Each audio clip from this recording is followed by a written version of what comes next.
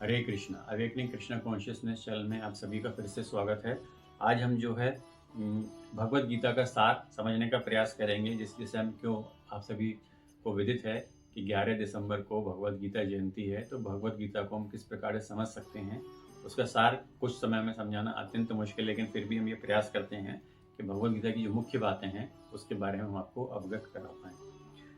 यदि हम परिचय की बात करते हैं तो भगवत गीता विश्व के सर्वाधिक धार्मिक और दार्शनिक ग्रंथों में से एक है। ये महाभारत के भीष्म पर्व का वो अंतर्गत आता है, जिसमें भगवान श्री कृष्ण को अर्जुन के दिए गए उपदेशों का संग्रह है। भगवत गीता में कुल 18 अध्याय हैं और 700 श्लोक हैं, जो जीवन के प्रत्येक पहलू पर प्रकाश डालते हैं। इस ग्रंथ के द्वारा हम अपने जीवन का उद्देश्य, धर्म, कर्म, भक्ति और ज्ञान तीनों योगों को हम समझ सकते हैं। धर्म योग, कर्म योग, भक्ति योग और ज्ञान योग को समझने का एक ही बहुत ही अद्भुत स्रोत माना गया है। इस कक्षा में हम भगवत गीता के प्रमुख संदेशों को, उसके सार को सरल और संक्षिप्त रूप से समझने का प्रयास करेंगे। तो इससे पहले हम आपको ये भी बताना चाहेंगे कि जो हमारी वैदिक ज्ञान है वो बेसिकली 3 पिलर्स पर टिका होता है, अर्थात उसके 3 अंग बताए गए, जिसमें से द उपनिषद, वेदांत सार और तीसरा है भगवत गीता, जिसको हम गीतोपनिषद भी कहते हैं। तो भगवत गीता को यदि हमको समझना है तो इसको हम मुख्य तरह से कुछ उसको अलग अलग विभाजित करके समझ सकते हैं। सबसे पहला जो भगवत गीता पर जो जोर दिया गया, डेट इज कॉल्ड एज कर्म योग, अर्थात योग ऑफ एक्शन। भगवत गीता का सबसे पहला और सबसे महत्वपूर्ण संदेश है निष्काम कर्म करना और कर्मयोगी बनना। भगवान श्री कृष्ण अर्जुन को यह बताते हैं कि अपने कर्म को निष्कलंक रूप से, बिना किसी अपेक्षा के और फल की चिंता के बिना करना चाहिए।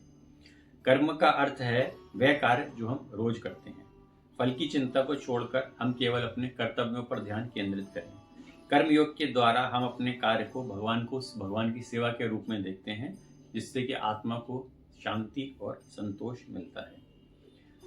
वास्तव में जो ये श्लोक जिसके बारे में जो जहाँ से आता है वो है दूसरे अध्याय का 47वां श्लोक, जिसमें भगवान कह रहे हैं कर्मंडे वाधिकारस्ते मां फलेषु कदाचन, अर्थात हे पार्थ, तुम्हारा केवल अधिकार कर्म का है पर तुम फल के अधिकारी नहीं हो। अर्थात तुम्हारा अधिकार केवल कर्म करने में है, लेकिन तुम उसके फल की इच्छा नहीं कर सकते।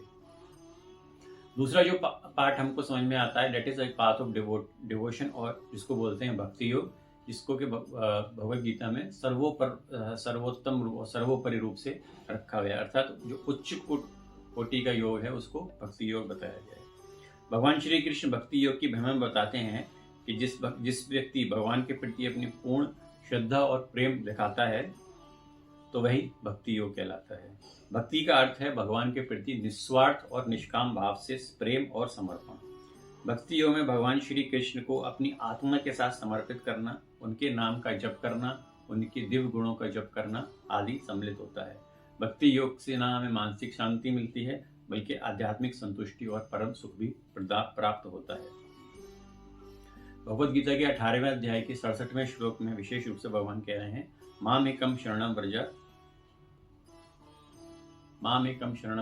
हम तुम साप्यो मोक्षयामि मा शुचा, अर्थात हे अर्जुन, सब प्रकार के धर्मों को छोड़कर मेरी शरण में आओ। यदि तुम ऐसा करते हो तो अवश्य मैं तुमको मोक्ष प्रदान करूंगा। तीसरा जो और इम्पोर्टेंट है वो होता है ज्ञान योग, अर्थात योगा ऑफ नॉलेज। भगवत गीता में ज्ञान योग को भी महत्वपूर्ण रूप से समझाया गया है।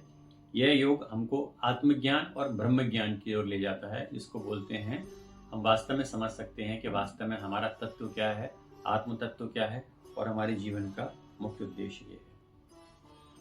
आत्मज्ञान का मतलब होता है स्वयं की असली पहचान, जो कि आत्मा है, ना कि शरीर।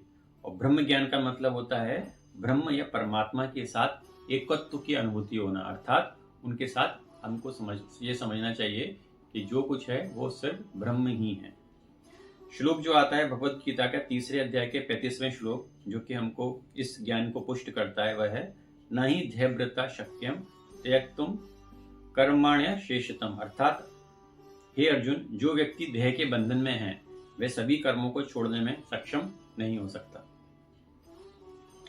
चौथा जो विशेष रूप से हमको समझ में आता है, यदि हम गीता सार की बात करते हैं, तो तो संज्ञा और संसार का तात्विक रूप अर्थात understanding the nature of self and world, कि वास्तव में हम क्या हैं और ये संसार क्या है।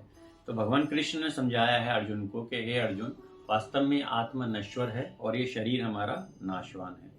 आत्मा जो शरीर से परे न कभी उत्पन्न होती है, न कभी समाप्त होती है और अजर और अमर है।